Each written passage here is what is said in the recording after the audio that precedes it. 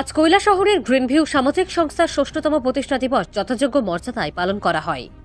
Cake কেটে ৬ষ্ঠতম প্রতিষ্ঠা দিবস পালন করা হয়। আজকের এই কর্মসূচিতে উপস্থিত ছিলেন রাজ্য ওয়াকফ বোর্ডের চেয়ারম্যান মবস্বর আলী, গ্রিনভিউ সামাজিক সংস্থার কর্ণধার বিদ্যুৎ দে, গ্রিনভিউ সামাজিক সংস্থার সদস্যা পাজিতা বিশ্বাস থেকে শুরু করে আরও অনেকে। গ্রিনভিউ সামাজিক সংস্থা সর্বদা সমাজের জন্য কাজ করে যাচ্ছে। বস্ত্রদান থেকে শুরু করে গাছ লাগানোর পাশাপাশি আরও একাধিক সমাজের জন্য কাজ করতে দেখা গিয়েছে, যা বর্তমানেও এই সংস্থা সমাজের জন্য কাজ করে যাচ্ছে।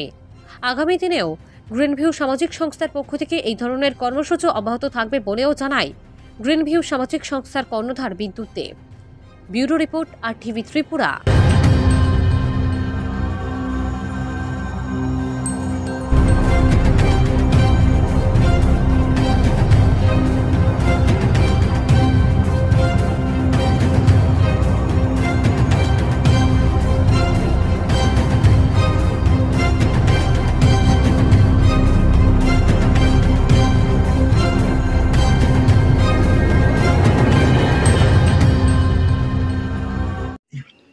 আজকের কর্মসূচি নিয়ে কি বলবেন? আজকে গ্রিনভিউ সোশ্যাল অর্গানাইজেশনের যিনি কর্ণধার বিদ্যুৎ দা আমাকে ফোন করেছিলেন যে ওনার যে সংস্থা গ্রিনভিউ সোশ্যাল অর্গানাইজেশন তার 5 বছর পূর্ণ হচ্ছে, 6 বছর 6 বছর পূর্ণ হচ্ছে। তো সন্ধ্যার সময় আসতে বললেন, সেই নিরিখে আসা। এর আগে এই বিষয়ে 1-2 বার ওনার সাথে কথা হয়েছে। আসলে গ্রিনভিউ সোশ্যাল অর্গানাইজেশন তারা বিভিন্ন সামাজিক কাজকর্ম করেন এবং পরিবেশের উপরে তারা কাজ করে থাকে। ইতিমধ্যে আপনারা শুনেছেন যে গাছ লাগানো থেকে শুরু করে বিভিন্ন মানুষের পাশে দাঁড়ান, নানানভাবে নানান কর্মসূচি তারা হাতে নিয়েছেন। তো ওনাদের যে উদ্দেশ্য নিয়ে গ্রিনভিউ সোশ্যাল অর্গানাইজেশন তারা তৈরি করেছেন, উদ্দেশ্যটা তো আসলে মহৎ। নিশ্চিতভাবে উনি শারীরিকভাবে যতটা সুস্থ না হলে পরে মনের জুড়ে সেই কাজগুলো করে যাচ্ছেন। ইতিমধ্যেই চাকরি থেকে রিটায়ারমেন্ট করেছে। তো ওনাদের কাছে এবং ওনার সংস্থার যারা আছেন ওনাদের কাছে এটাই বলবো যে কাজগুলো আপনারা করে যাচ্ছেন, নিশ্চিতভাবে এটা সমাজের জন্য উপকারদায়ক। আমাদের সমাজটাকে, পরিবেশটাকে না বাঁচাতে পারলে আমরা সুস্থ সমাজ গড়ে তুলতে পারবো না, এবং সেই পরিবেশ রক্ষার প্রশ্নে অন্যতম গুরুত্বপূর্ণ ভূমিকা পালন করে সেখানে বৃক্ষরোপণ, একটা গাছ একটা জীবন দান করতে পারে। সেটা কারণ আমরা সবাই জানি যে গাছ অক্সিজেন দেয় এবং কার্বন ডাইঅক্সাইডটাকে শুষে নেয়। সেই জায়গাতে বৃক্ষরোপণের উপরে তারা জোর দিচ্ছেন এবং তার পাশাপাশি অনেকগুলো সোশ্যাল অ্যাক্টিভিটিস তারা সম্পন্ন করেছেন।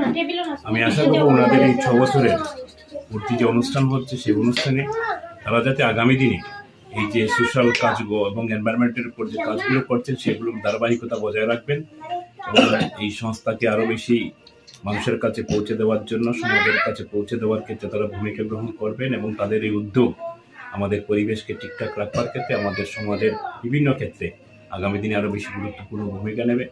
সেই প্রত্যাশা ওনাদের এই গ্রিনভিউ সোশ্যাল অর্গানাইজেশন বা সামাজিক সংস্থার এই 6 বছর পূর্তির অনুষ্ঠানে সেই প্রত্যাশাই রাখছি। সবাই ভালো থাকবেন, সবাই সুস্থ থাকবেন এবং সবাইকে ইংরেজি শুভ নববর্ষের আগাম শুভেচ্ছা এবং অভিনন্দন জানাচ্ছি। উদ্দেশ্য সাফল্যমণ্ডিত করা। কিছু যুব সমাজ, যে টিচাররা বলছে যুব সমাজ, কিছু ছেলে মেয়ে যদি এটাকে ধরে, আমি তো থাকবো না, গাইডলাইনটা আমি দিয়ে যাব এবং আগামীতে কারো পয়সাও দিতে, কেউ এখনো দিচ্ছে না, দিতে হবে না। আমি চাচ্ছি অন্তত 9 থেকে 11টা ছেলে মেয়ে এগুলিকে ধরুক, অ্যাজ পার রেশিও 30% রিজার্ভেশন। কাজ শিখতে হয়, সব কিছু রেডি আছে। ওইখানে দেখা যায় যে তারা উদাসীন। ওই জায়গাটা আমি একটু রিকোয়েস্ট করব, তারা যাতে এগিয়ে আসেন, কারণ মানুষ মরণশীল, মরতে হবে। যতই ভালো মানসিকতা থাকুক, মনের জোর বেশি দিন রাখা যায় না। এটাই আমার যুব সমাজের কাছে বিশেষ অনুরোধ। আপনারা এগিয়ে আসুন, কাজ করুন, আরাম পাবেন। কাজের মধ্যে দিয়ে নিজেকে জাহির করার চেষ্টা যদি করা হয়, আশা করি আমাদের সমাজের অগ্রগতি আরও বিশেষভাবে হবে। কারণ আজকে আমরা যারা বয়স্করারও দরকার আছে, কিন্তু বয়স্করা কাজ করবে কারা? যুবকরা কাজ করবে। এটাই আমার আহ্বান যুব সমাজের প্রতি, যে দলমত নির্বিশেষে হুম। আপনারা আগামী প্রজন্ম, এই প্রজন্ম যদি সঠিকভাবে সঠিক জীবনযাপন না, সঠিক কাজকর্ম যদি না করেন, সামাজিক যে অবস্থা, বিশেষ করে উষ্ণায়ন বলছে, গরম বেড়ে গেছে, শীতের সময় শীত হচ্ছে না, দেখা যায় গরম বাড়ছে, এই যে প্রাকৃতিক যে ভারসাম্য নষ্ট হয়ে গেছে, এটাকে বজায় রাখতে গেলে সবার সহযোগিতা করতে হবে। আমি একজন গ্রিনভিউ সামাজিক সংস্থার সদস্য। তোমার আমি নাম? সবসময় পারিজাত বিশ্বাস। আমি সবসময় সব কাজে আসতে পারি না, তবে আমি চেষ্টা করি যাতে সব কাজই করতে পারি। তো আমি চাইলেও আমার হাজব্যান্ড আসেন, তো প্রতি বছর গাছ লাগানো হয় পুরো বাঁধের পার গাছ লাগানো হয়। কিন্তু দুঃখের বিষয় যে এই যে গাছগুলো ঠিক মতো পরিচর্যা হয় না।